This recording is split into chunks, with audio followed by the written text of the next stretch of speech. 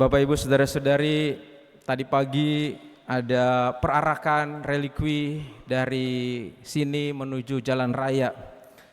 Perarakan relikwi kemartiran Santo Andres Kim Tae-gon. Di seberang jalan saya melihat banyak orang yang menyeberang dengan berani sekali. Ya, masih ada motor mobil, dia sudah lewat duluan maju ya. Ada petugasnya malah diatur sama dia gitu ya. Saya khawatir pada saat itu juga ada martir di situ karena mobil gitu ya. Tapi untung semuanya berjalan dengan baik dan lancar, semuanya tertib juga akhirnya dan bisa berhasil sampai di tujuan gitu ya. Saudara-saudari, ada banyak hal dalam hidup kita yang menunjukkan sebuah peringatan ya, baik lalu lintas maupun juga hal-hal yang lain yang kecil-kecil yang kita sering lihat ya. Misalnya saja kalau kita punya handphone itu kan juga kita punya peringatan kalau baterainya sudah habis ya, 15% misalnya sudah redup, warnanya merah ya, 5% sudah redup ya, untuk memperingatkan kita bahwa baterai mau habis gitu ya. Dan itu tujuannya apa peringatan itu? Charge ya, supaya nggak mati HP-nya. Juga peringatan-peringatan yang lain yang sering kita jumpai ya, misalnya adalah alarm ya. Kalau kita bunyikan alarm itu kan supaya mengingatkan kita supaya bangun tepat waktunya ya. Tapi kadang-kadang kalau bangun tepat waktunya, kalau alarm itu tidak menjadi jaminan ya. Kerap kali kalau saya di asrama, di seminari, apalagi seminari menengah, itu kurang kencang apa alarm, karena alarm kami itu adalah bel yang gede, yang kenceng ya. Jika terdengar bel itu pasti kucing pun akan bangun gitu ya. Sampai saking kencangnya. Dan entah kenapa pasti ada seminaris yang masih tertidur mendengar bel itu. Saya termasuk tidak ya. Tetapi setelah itu sampai di toilet, sampai di kamar mandi ya. Lalu kemudian sikat gigi biasanya juga tertidur di situ ya. Ada banyak peringatan yang membuat kita juga supaya disadarkan, tetapi kadang-kadang juga kita lewat begitu saja. Juga di lalu lintas, ya ada lampu merah, ini kerap kali ya, kalau lampu merah itu sering memperingati kita kan, kalau merah harusnya berhenti. Ya. Ada seorang pemuda ngebut naik motor, lalu menerobos lampu merah, pas ada polisi, lalu disemprit, berhenti di situ. Selamat siang dek, adik lihat lampu merah. Lihat pak, kenapa tidak berhenti? Saya lihat lampu merah, tapi saya tidak lihat ada bapak gitu. Itu berarti dia sengaja ya.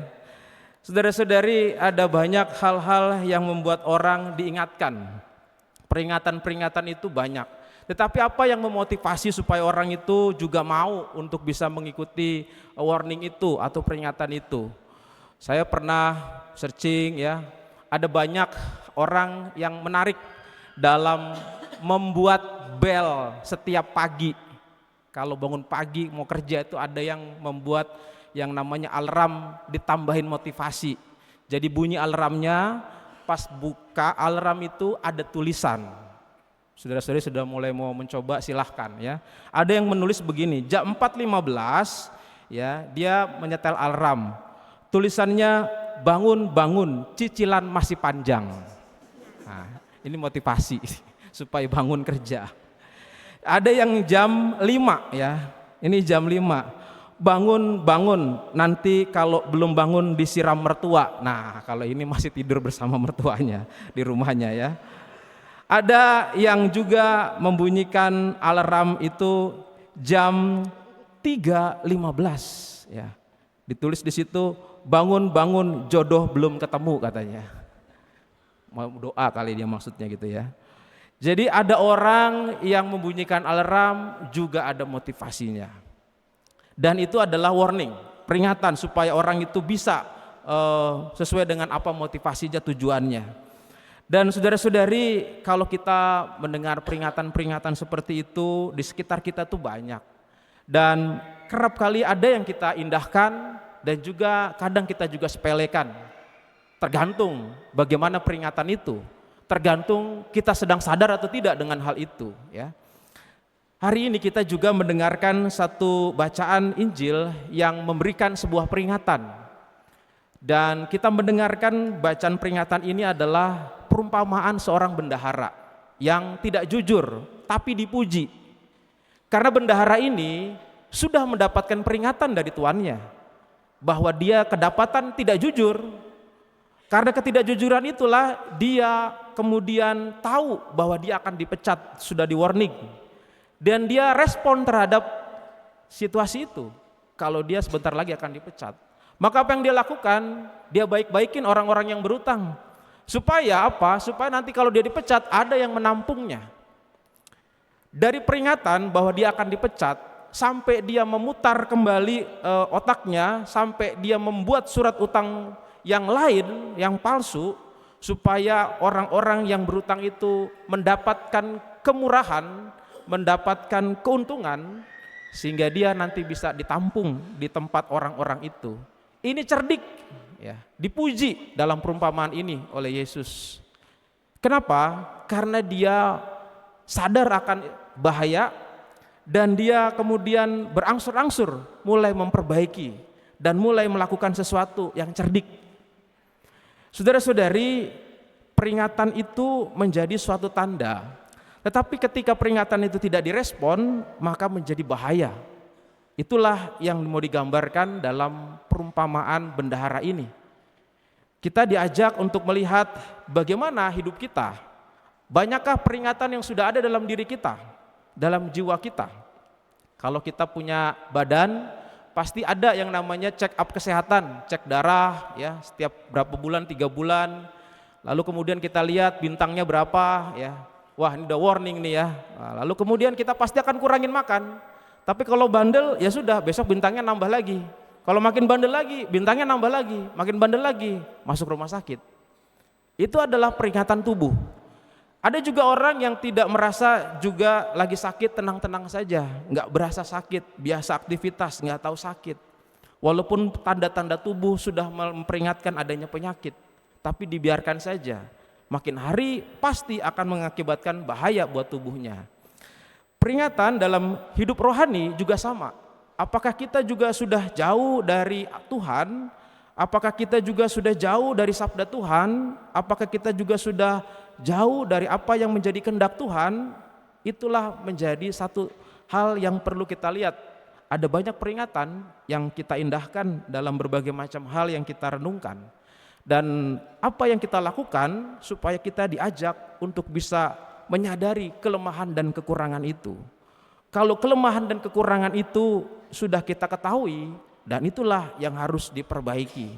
Bukan malah akhirnya kita sepelekan. Hal-hal kecil yang disepelekan akan menjadi hal yang sangat bahaya dan darurat. Ada seorang anak yang kemasukan kedelai, ya, biji kedelai. Saudara-saudara tahu biji kedelai? Namanya anak-anak habis makan biji kedelai. Orang tuanya panik, dibawa lalu ke dokter. Dok, ini kemasukan biji kedelai. Dokternya bilang, wah ini harus operasi bu, katanya. Waduh, biayanya mahal amat, gak bisa diambil. Ah, ada cara yang murah bu. Ibu setiap hari tetesin air. Nanti kalau sudah tumbuh akar, tumbuh daun, cabut baru. Nah itu apa? Jadi jangan merasa sepele dengan hal-hal yang kecil. Ada banyak nih peringatan buat kita juga yang membuat kita itu mungkin jauh dari Tuhan. Kita mengalami kelesuan rohani, kita mengalami yang namanya penyakit rohani juga, yang mungkin kita tidak sadari. Apa yang dilakukan bendahara ini adalah yang dikatakan terbagian akhir adalah mengenai soal mamon. Penyakit rohani seringkali selalu dibawa dengan kata mamon itu, atau yang disebut dengan harta benda, keduniawi. Penyakit rohani muncul apabila kita tidak mengindahkan hal-hal yang rohani, malah terlibat dan juga akhirnya tujuan hidup kita kepada mamon itu.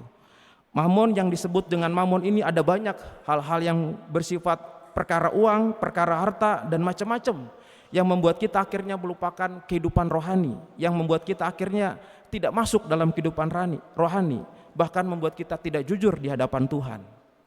Saudara-saudari, maka kita mohon rahmat Tuhan supaya kita juga diingatkan Kita di warning dengan sabda Tuhan, kita pun diingatkan dengan berbagai macam apa yang menjadi penyakit rohani kita, apa yang menjadi kelemahan kita, apa yang menjadi kekurangan kita.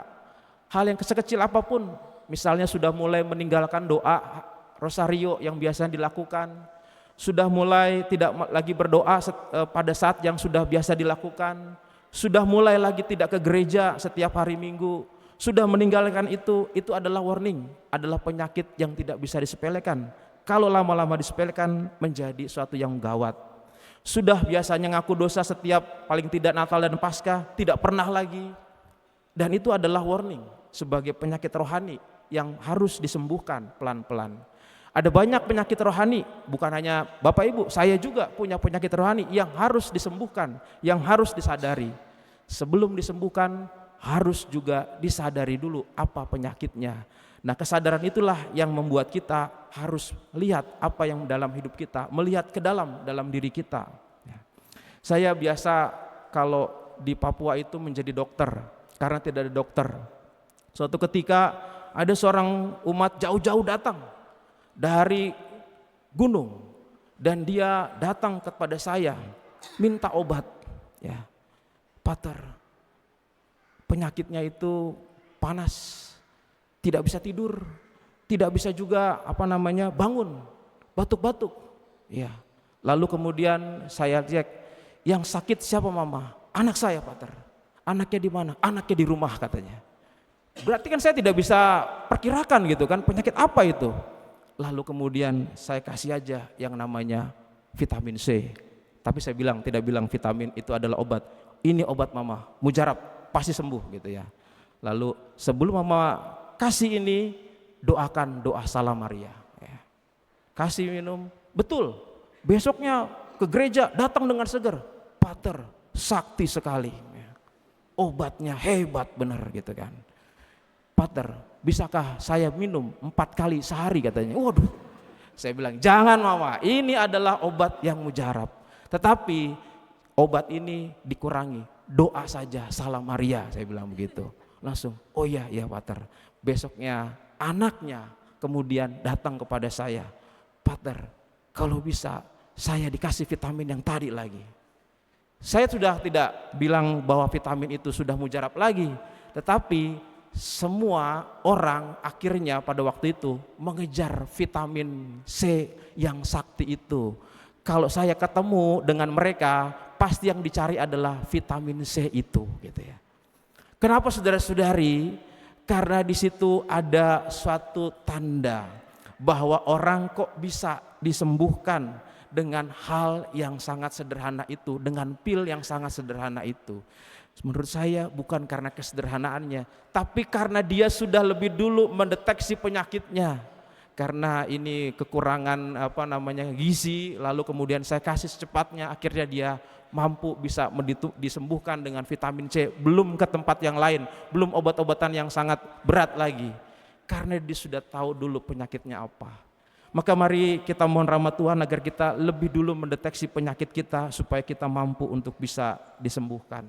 Tuhan memberkati kita, amin. Saudara-saudari, kita bangkit berdiri, mari kita akui iman kepercayaan kita di hadapan Tuhan. Aku percaya akan Allah, Bapa yang Maha Kuasa, pencipta langit dan bumi, dan akan Yesus Kristus, putranya yang